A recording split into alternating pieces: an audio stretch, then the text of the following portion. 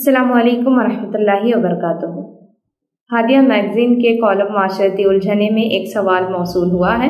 सवाल कुछ इस तरह है कि बहन पूछती हैं कि मेरी बेटी 6 साल की है और दूसरी बेटी 4 साल की है, अब तीसरी बेटी 6 माह की है। मेरी पहली और दूसरी बेटी का आपस में अच्छा ताल्लुक़ है, लेकिन वो दोनों बच्चे तीसरी बेटी पर मेरी तवज्जो बर्दाश्त नहीं कर रहे। इनका रवैया तब्दील हो रहा है। खुसूसन दूसरे नंबर की बेटी 6 माह की बच्ची को नोच देती है, चीज़ें फेंक देती है, चीख चीख कर बिला वजह रोने लगती है। पहले वो ऐसे नहीं थी। बराह करम इस सिलसिले में मेरी रहनुमाई पर। वालेकुम अस्सलाम वरहमतुल्लाहि वबरकातुहू। बहन, आपका सवाल मैंने सुना, उससे बस ये समझ में आता है कि यहाँ पे जो आपने पैटर्न बताया है कि किस तरह का बिहेवियर बच्चों का होता है, किस तरह वो लोग बिहेव कर रहे हैं, तो इससे एक चीज ये समझ में आती है कि उन लोगों को किसी न किसी चीज की कमी महसूस हो रही, तभी उनका पैटर्न इस तरह अचानक से चेंज हुआ है। तभी वो लोग अपनी जो छोटी बहन है उसको एक्सेप्ट नहीं कर पा रहे। रीजन ये हो सकता है कि कई रीजन है, जिसमें से एक रीजन ये हो सकता है कि दोनों को है ना क्या बोलते हैं, लैक ऑफ अटेंशन। जो माँ की तरफ से बच्चों को अटेंशन मिलती थी, वो जो दोनों को मिलती थी, उसमें शायद कमी हो रही। वो बच्चे वो समझ नहीं पा रहे हैं कि उनके अंदर वो अटेंशन की कमी क्यों हो रही है, क्योंकि एक नया बच्चा आ गया है, उसको ज्यादा जरूरत है, डिपेंडेंसी ज्यादा है बच्चे की माँ के ऊपर। ये बच्चे जो छोटी उम्र के बच्चे होते हैं ये समझ नहीं पाते हैं। उनको लगता है कि हमारी जिंदगी में ये छोटा सा बच्चा आके हमको हमारी माँ से दूर कर दिया। तो इस वजह से क्या हो जाता है, कभी दोनों बच्चे एक साथ होके, बड़े जो दो हैं वो एक साथ होके छोटे को अलग कर देते हैं। ये एक पैटर्न बनता है, अक्सर फैमिलीज में देखा गया है ये। तो यहाँ पे क्या हो जाता है, और एक मसला कि हम पेरेंट्स भी है ना, क्या करते हैं एज पेरेंट्स, एज माँ, अक्सर हम ये करते हैं कि बड़े बच्चों को हम रीजन समझाते नहीं है कि क्यों ये बदलाव आया है, क्यों उन्हें ज्यादा अटेंशन नहीं दे पा रहे हैं। तो ये वजह है कि बच्चे है ना बदजन हो जाते हैं अपने छोटे भाई बहनों से। उनके अंदर मोहब्बत की कमी महसूस होना शुरू होती है कि हमारी माँ हमसे ज्यादा इस बच्चे से मोहब्बत कर रही, हमारे वालिद, हमारे घर वाले हमसे ज्यादा इस बच्चे को प्रायोरिटी दे रहे हैं। तो यहाँ पे क्या होता है, उन लोगों को ये चीजें समझ में नहीं आती कि आप उनके जो डेली रूटीन के जो चीजें हैं वो आप उनके जारी रख रही हैं, आप वो कर रही हैं उनके लिए, लेकिन वो उनको समझ में नहीं आएगा। लेकिन जिस तरह का एटमॉस्फेयर, जिस तरह का अटेंशन उनको पहले मिलता था, उसमें कमी की वजह से वो लोग इस तरह की चीजें महसूस कर रहे हैं। दूसरा पॉइंट ये हो सकता है कि कभी कभी कुछ हादसे ऐसे हुए या लोगों की बातें ऐसी हुई जिस वजह से उनको ये महसूस हो कि वो लोग उस बच्चे से कम है, उस बच्चे से कम इम्पोर्टेंट है। तो उससे क्या होता है, साइकोलॉजिकल इफेक्ट होके थोड़ा सा है ना इशू क्रिएट होता है, जिस वजह से बच्चे के अंदर एग्रेशन, एंगर, और सामने वाले बच्चे को, जैसे आपने बताया कि बच्चे को वो क्या बोलते हैं, हार्म पहुंचाती थी, तकलीफ देती थी बच्चे को, तो उस तरह की चीजें डेवलप होना शुरू हो जाती है। नफरत एक किस्म की अपने सिबलिंग्स से, अपने भाई बहनों से उस किस्म की नफरत पैदा हो जाती है।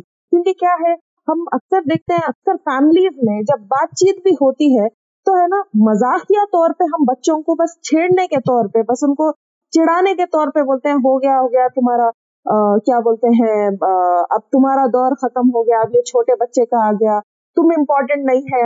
मजाकिया तौर पे ये चीजें बोलते हैं, लेकिन ये बच्चों के जहन पे, दिल पे बहुत डीप असर करते हैं।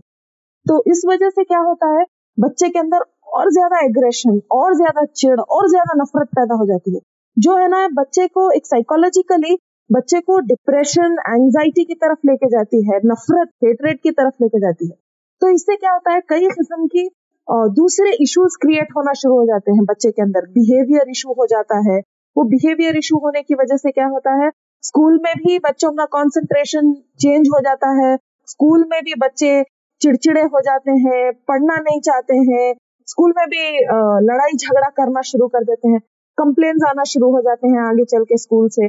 तो इसके लिए क्या चाहिए, एक तो पेरेंट्स, एज अ पेरेंट हम ये खुद सीखें कि हम बच्चों को समझाएं कि क्यों हम उनको वक्त नहीं दे पा रहे हैं जितना पहले देते थे, क्यों का वक्त आपका बढ़ गया है।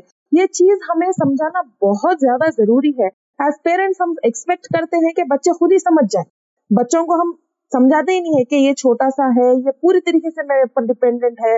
तो आप अपने बच्चों को भी थोड़ी सी जिम्मेदारी दें उस बेबी की, जैसे कि नैपी चेंज कर रहे हैं तो उनको नैपी लाने के लिए बोले, या फिर उनको नहलाने ले जा रहे हैं तो कुछ हेल्प करने के लिए बोले।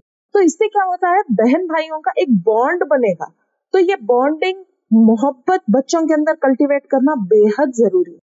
अगर और एक चीज का खदशा ये है कि अगर बच्चे के अंदर बिल्कुल पैदाइश के बाद से, मतलब जब थोड़ा सा ग्रो होना शुरू हो रहा है, एंगर इश्यूज, हद से ज्यादा जिद और क्या बोलते हैं दूसरे पैटर्न्स आप नोटिस कीजिए, जैसे कि उनको भूख लगती है तो उनको समझाने नहीं आता कि उनको भूख लग रही है, या फिर किसी से हद दर्जे की नफरत करना अपने भाई बहनों में, या फिर कोई भाई बहन खेलते बैठे हैं तो उनकी चीजें तोड़ देना और मुस्तकिल किसी चीज में लगे हुए रहना, मुस्तकिल अपनी एक्स्ट्रा उनके अंदर एनर्जी पाई जा रही है, एक्स्ट्रा उनके अंदर वो पाया जा रहा है। तो कभी कभी कुछ हाइपर एक्टिव की चीजें हो रही हैं।